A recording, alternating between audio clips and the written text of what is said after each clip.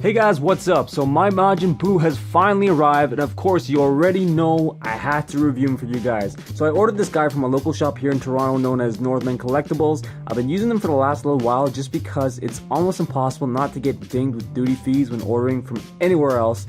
And at least they won't cancel my pre-order on me last minute like Amazon does. Anyway, without further ado, let's take a look at the very first representation of a villain from the last arc of Dragon Ball Z we've gotten thus far, the one and only Majin Buu.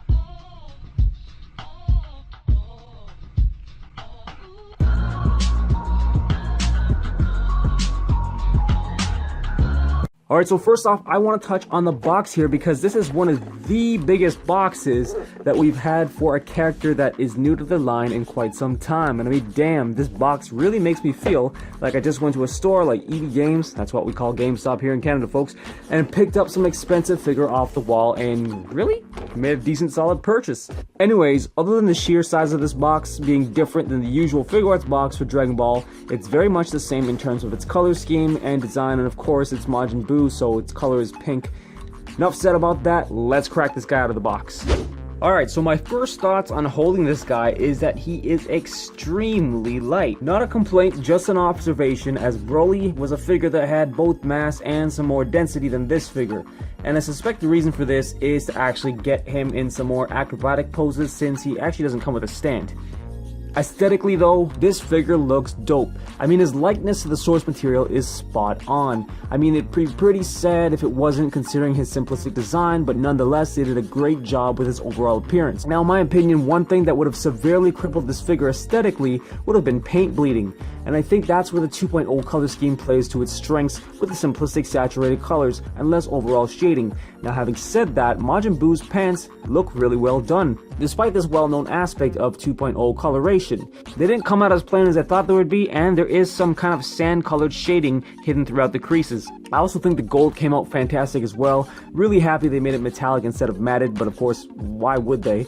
As for the cape, I think it also came out pretty well. The only thing I might have liked to see is maybe a slightly darker shade of purple, but this is by no means a big deal. As for Buu's face, there really is nothing wrong here. The sculpt is clean and the expression, though minimal, is very spot on.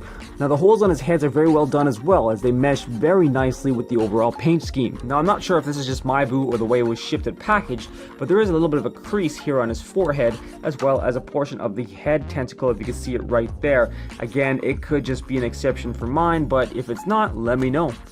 When it comes down to it, guys, I have to give this figure a 10 out of 10 for its likeness to the source material. Either my ratings are getting a lot easier, or Bandai is stepping their game up in terms of overall attention to detail. Or it could just be that even Hasbro could probably pull off a Majin Buu due to his resemblance to a Nintendo character and simplistic design.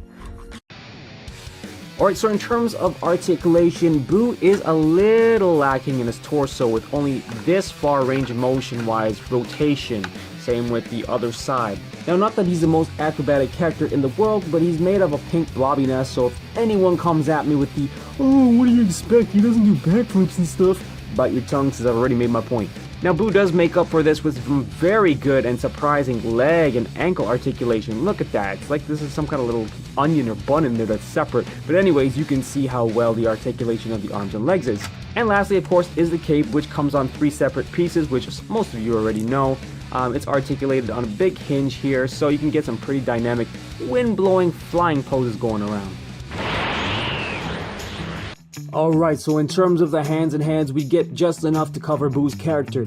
We get a total of 3 heads, the first being the happy, not a clue in the world what's about to go down look that we see him with most of the time. And the second is with an even happier, very appetized, or even a creepy face with a low-hanging tongue, presumably for chocolate devouring. And now the last face is Buu's more sadistic smile, indicating he's about to mess somebody up, or just follow somebody into the washroom and of course, we also get 3 pairs of gloves for Buu, being the fists, the pointier versions of these gloves, and open hands.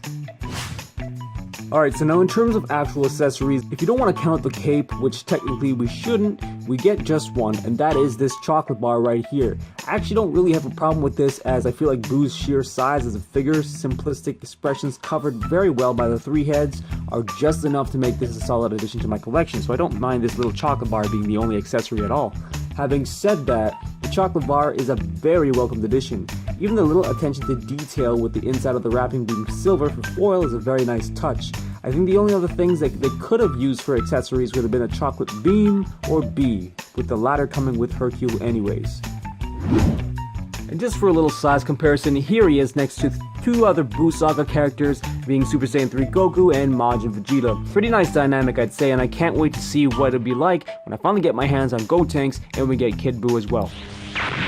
Alright guys, so Majin Buu, or Fat Buu I should say, since we're getting Super Buu soon next year. Did you guys pick him up? Will you be skipping him for Super Buu, or will you be getting both?